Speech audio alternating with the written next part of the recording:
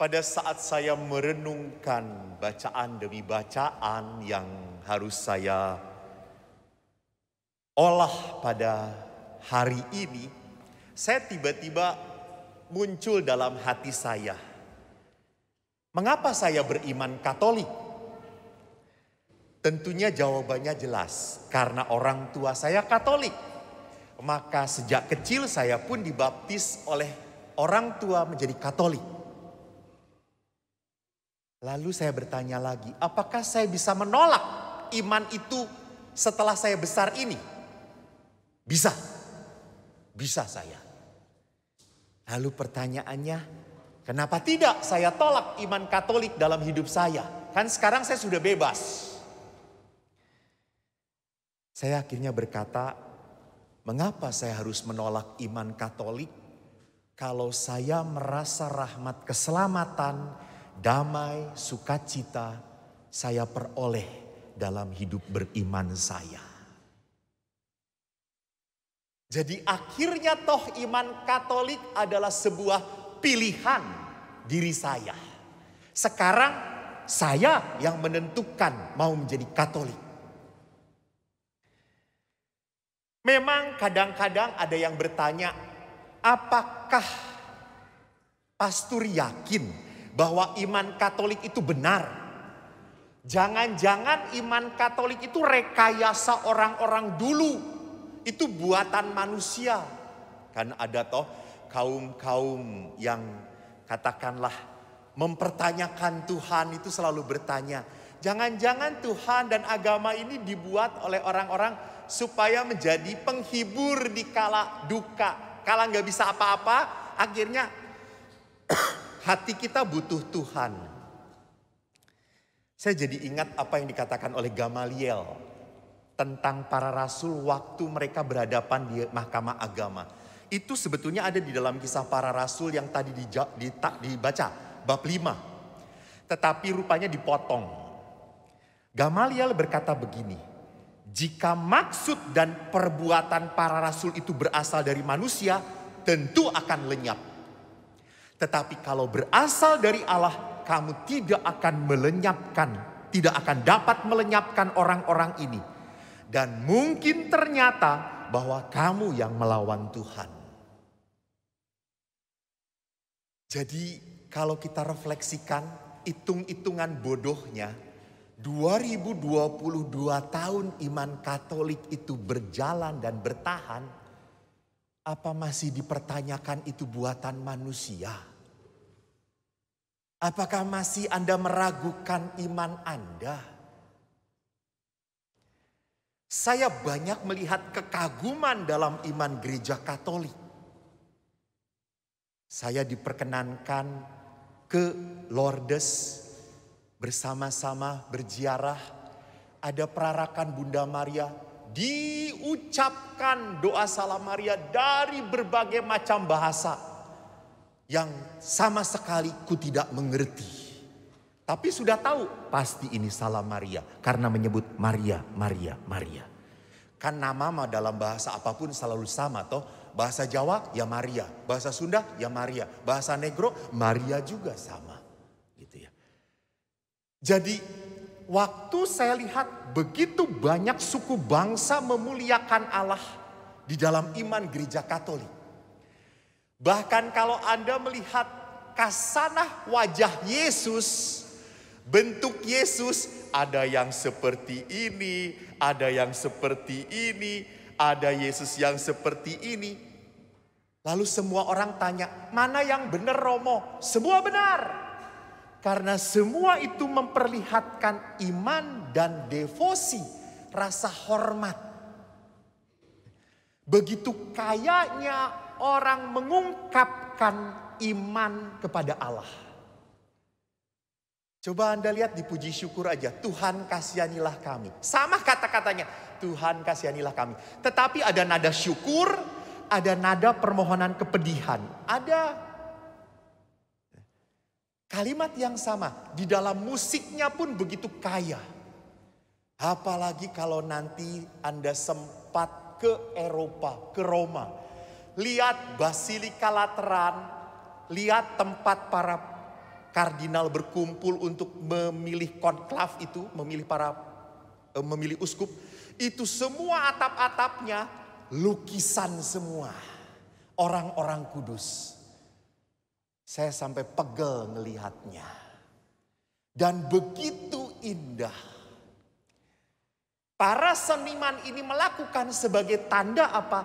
Tanda hormat dia kepada Sang Allah. Di dalam iman gereja Katolik. Bukan hanya itu, kita punya sakramen. 7 sakramen. Di mana di dalam sakramen rahmat Allah tidak bisa dan tidak perlu dipertanyakan lagi. Gereja Katolik punya aturan yang selalu sama. Dan tidak bisa diragukan. Anda tidak bisa menyogok imam walaupun diberi mobil.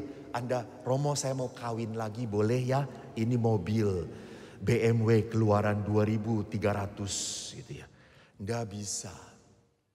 Aturan gereja tetap sama. Maka kalau sedemikian dasarnya gereja sampai begitu strukturnya indah, bagus. Kita masih ragu-ragu dengan iman kita. Apakah kita masih mengatakan bahwa di dalam iman gereja Katolik penuh dengan kebohongan? Memang kadang-kadang ada yang membohong, salah satu atau beberapa orang yang dalam tanda petik mengatasnamakan gereja Katolik. Tetapi kebenaran ada di dalam gereja Katolik. Oleh karena itu saya ingin melihat kalau begitu Katolik bertahan, berarti apa? Tuhan bekerja dalam iman kita. Tuhan sungguh nyata hadir dalam gereja kita. Masalahnya adalah, saudaraku, kita lihat tadi bahwa para rasul pun dalam bacaan pertama begitu percayanya kepada Kristus, kepada Roh Kudus, kuasa yang diberikan, para rasul pun berteriak, kita harus lebih taat kepada Allah daripada kepada manusia. Nah, namun kedahsyatan para rasul seperti itu beda dengan didengar dalam bacaan Injil. Bacaan Injil memperlihatkan para rasul yang kandas dalam iman, terpuruk. Setelah Yesus mati dan jenazahnya tidak ditemukan, mereka seperti kehilangan pegangan. Maka Petrus berkata, saya akan mencari ikan. Dan murid-murid lain pun berkata, aku pun mencari ikan. Apa yang terjadi? Mereka tidak menangkap apapun. Saudaraku, kadang-kadang kita seperti para rasul, terbawa emosi. Kita marah, kecewa, terpukul, merasa tidak berarti, merasa tidak ada yang mengasihi, entah orang-orang yang kita cintai, entah sosok dalam gereja, tokoh-tokoh agama atau siapapun yang menyakiti kita, atau jangan-jangan kita pun kecewa pada Tuhan sendiri. Lalu apa yang kita lakukan? Seperti Rasul Petrus, kita melarikan diri. Tidak mau lagi bersekutu dengan gereja. Kita menjelek-jelekan gereja, kita malas berdoa lagi, semua dimusuhin. Apa yang terjadi? Orang ini akan semakin merasa sakit dan merasa diasingkan. Saya pun kadang-kadang merasa sebagai imam, ya tidak berharga, ya tidak dihargai. Ya pada saat ini misa rame, ayo foto-foto dengan Romo. Paling-paling cuma 10 menit. Sudah jam 11, 12, sepi lagi gereja ini. 3-an lagi saya.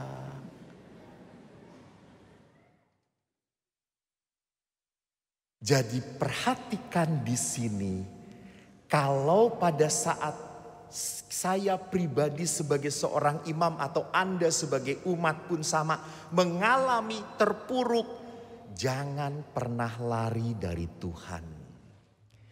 Tuhan itu selalu ingin mengejar, mencari Anda. Tuhan itu selalu ingin menyelamatkan Anda. Maka Anda harus punya kepekaan untuk berani melihat seperti Yohanes. Itu Tuhan. Di setiap peristiwa-peristiwa semacam apapun, tangan Tuhan itu selalu ada. Tuhan tidak pernah menghendaki kita untuk tersesat. Kita harus pulang kembali kepada gereja kita, kepada iman kita. Maka marilah saudara-saudariku, bersama-sama kita mempunyai kesadaran. Justru pada saat hidup kita mengalami begitu berat sekali, justru saat itulah Allah ingin mendekat pada kita. Allah ingin mendekap kita. Jangan tutup hatimu, jangan lari dari imanmu, jangan lari dari persekutuan gerejamu.